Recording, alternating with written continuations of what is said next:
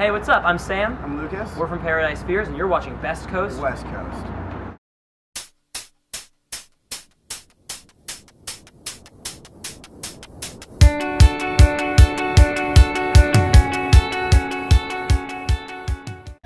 I'm Sara. And I'm Kassandra. We're here with two members of Paradise Fears. Yeah, we are. Yes, Want to introduce yourselves? This is Lucas, and I'm Sam, and we're from Paradise Fears. Wow.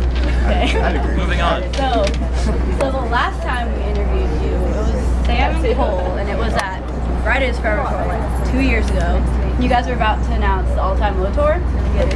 Yeah. So how far have you come? Like you toured with many other bands. Yeah, things have kind of changed since then, I suppose. Cole still looks the same, pretty much. Can we get a shot of Cole? hand to Cole? Can we get a shot of hand Cole to Cole? Thank you. Thank you. I still look the same. He looks the same. Look the same. Just as dapper. Yeah, I mean, we now have a touring history. We've recorded new music. We've released new music. We look different. We sound different. We smell a little bit different because I was probably, what, 19, 20 then? I've gone through puberty since. A lot of changes. Times they have been changing. Yeah, that's So would you ever have imagined that like a year and a half ago you'd go from selling CDs in line to people who really didn't care to being on all of these tours? You've been on a headlining tour since then. Let me stop. I'm gonna stop it right there. I'm gonna let you finish. I don't know if we could say they didn't care. No, you're definitely right. They didn't care. But now they kind of do, and it's crazy. Yeah. No, I didn't. I honestly didn't kind of envision this future in my head. I thought it was a much longer term goal for me. Thinking about. I remember. I go back to like, I'm a very analytical person, so I write out like goals and lists and targets of like what we wanted to be at, and like tour with All Time Low was like, that was like some 2015 shit. And we went ahead and did it in 2011, so now, what do we do? 2015, we gotta be on the moon by then, man. Yeah, exactly. So no, it's been a complete like recalibration of where we want it to be, but it's exciting, it's good. So you recently released your new single, Warrior. Mm-hmm. So what's like the influence for that song and like the story behind it? I don't know, what would you say the influence was, Sara? I'm just kidding. I was going over interview tactics earlier, and they said the best way to avoid a hard question is to ask them right back. That's a hard question. No, it's not. The inspiration for the song is it was actually the last song written for our record. We finished the record pretty much. Yeah, and then we decided to do that one. We decided to add it on at the end because we wanted. It's very introspective. It kind of talks about. We wanted to give people basically a taste musically and lyrically of where we're at as people, and it discusses, what it's like to be a 21-year-old guy who lives his life in a van, being viewed by a bunch of people who already have pre-made assumptions of the person that we are supposed to be, and trying to figure out, who you are amidst a world of other people's expectations. So the sound of Warrior is definitely really different than what we've heard before from you guys. So is that a precursor to what we're going to hear with that new album? A little bit. It's kind of like, that's actually one of the more like drastic, like musically different than like our other stuff. So it's kind of cool to release that first and like see how that turned out. But yeah, a lot of it will be, it's a little different than that, I would say. Yeah, and I don't think Warrior is like a perfect snapshot of what the rest of the album sounds like, but it definitely is closer to what our new music sounds like than our old music. And you're right, it's one of the most drastically different. But I mean, there's a lot of different instruments, a lot of different structures and types of songs. Yeah, it's altogether like a very, very different sound, and Warrior is just an example of how different it is. But thank you for noticing. So in the past year, your YouTube channel has like gotten a lot more views, and like you've uploaded a lot of covers. So did you expect all of that online attention when you released your first covers? No, we didn't. We just did it. We were like, oh, bands are doing covers these days. That's so rad. We were like, dude, we should do a cover song. And we were like, no, man, cover songs are kind of crazy. Anyway, we did, and we did Stereo Hearts, and then nothing really. We were like, holy crap, it's got like 10,000 views. It's like, word, I didn't even know there were 10,000 people on the planet, let alone 10,000 people with computers to watch our video. And then we did one of Call Me Maybe.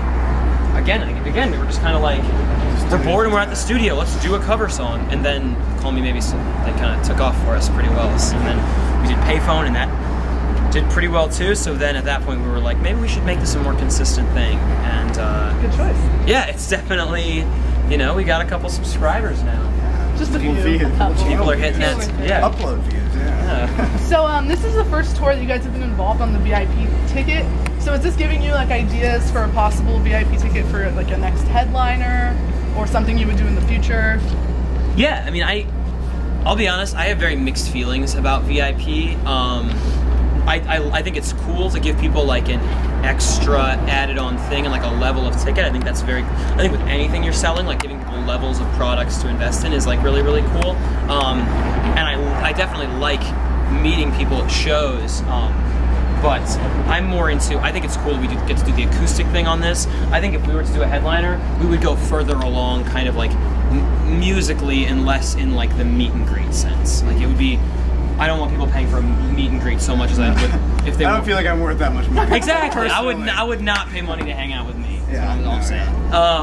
But no, but definitely, I think we'll definitely do like a level of ticket when we do our next headliner, but it'll be something like, I don't know, we've got some cool ideas, like very musically. I like the bands that like do like the sound check thing. I like giving glimpses of new music. I think that's a cool thing to offer. Those have all kind of been done before. I've got some other ideas.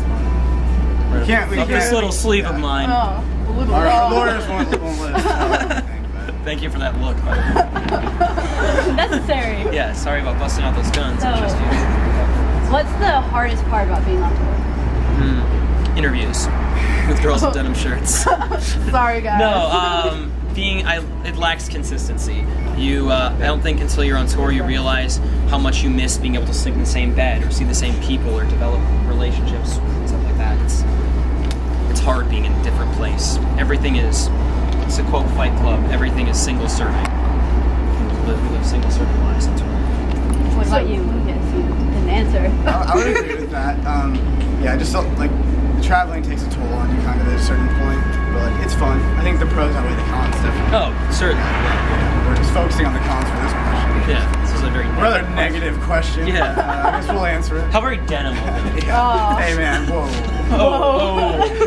This jacket that you gave me yesterday is having some problems with that. It's my jacket. So in other news, a week from today is Super Bowl. And keep in mind, we are 2 hours out of San Francisco. Who are you guys rooting for, Niners or the Ravens? San Francisco. He's a huge Niners fan, actually. Like, he roots for the Frank Gore's Niners. my guy. Cole is too.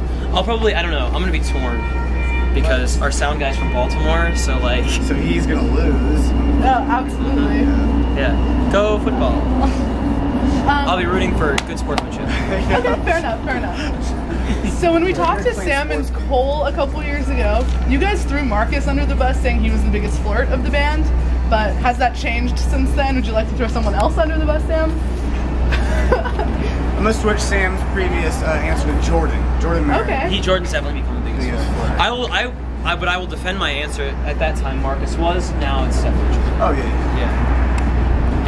yeah. So Jordan can slide right under that bus. Yeah. Hey, there you go, Jordan. Here's We'll a let bus you know before it starts slide moving on that. again. Friendship. We'll see. Hopefully, yeah. Don't get killed.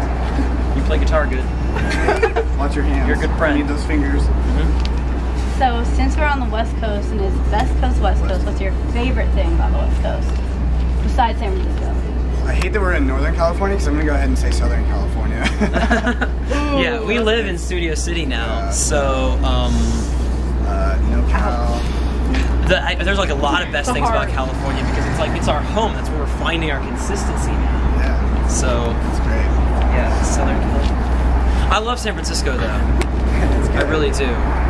The BART. It's my favorite part. BART. The BART. I do super well with the BART. Public transit in Like San the Francisco. subway? Oh, okay. That's all I need to know. I need further information on the subway. So yeah, thank you guys. Of course, thank you very much. Best Coast, West Coast.